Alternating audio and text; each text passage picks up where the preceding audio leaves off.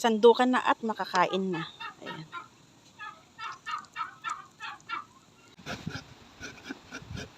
Magdadgad tayo ng nyug mga guys. Magluluto tayo ng ginataang bilo-bilo.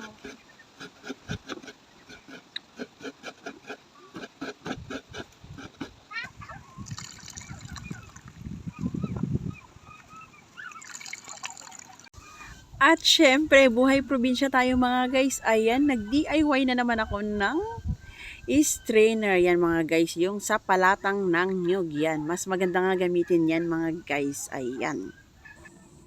Ayan na yung ating sago o tapioca mga guys. Iuuna natin yan pakuluin kasi medyo matagal maluto yan.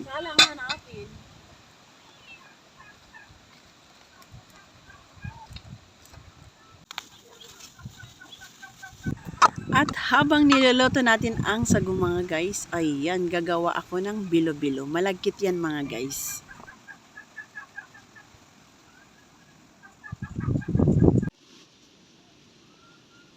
Yung ating kamote mga guys, nagayat ko na. Siyempre ang ating saging, ayan, hindi kompleto ang ating bilo-bilo kapag wala ang saging, ayan mga guys. Check natin mga guys kung malambot na ang ating sago. Ayan. Lagyan na tayo ng asukal mga guys. At ayan na mga guys, nilagay ko na nga ang ating saging at isinunod ko naman yung ating kamote. Ayan, magsasabay lang yan maluto mga guys. Tapos takpan ko lang yan ng ilang minuto. Ayan. At ayan na mga guys, i-check na natin kung luto na yung saging at kamote.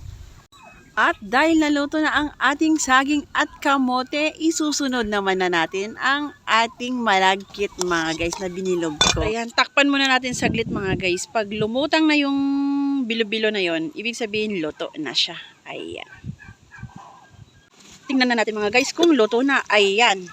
Luto na mga guys kasi lumutang na yung kanyang bilo-bilo. Ayan. Ayan mga guys. Ito na siya mga guys. Ayan. Sandukan na at makakain na. Ayan.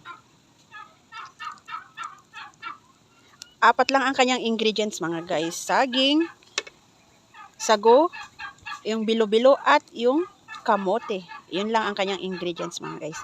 Ayan, kainan na. Yun lang mga guys. Thank you for watching.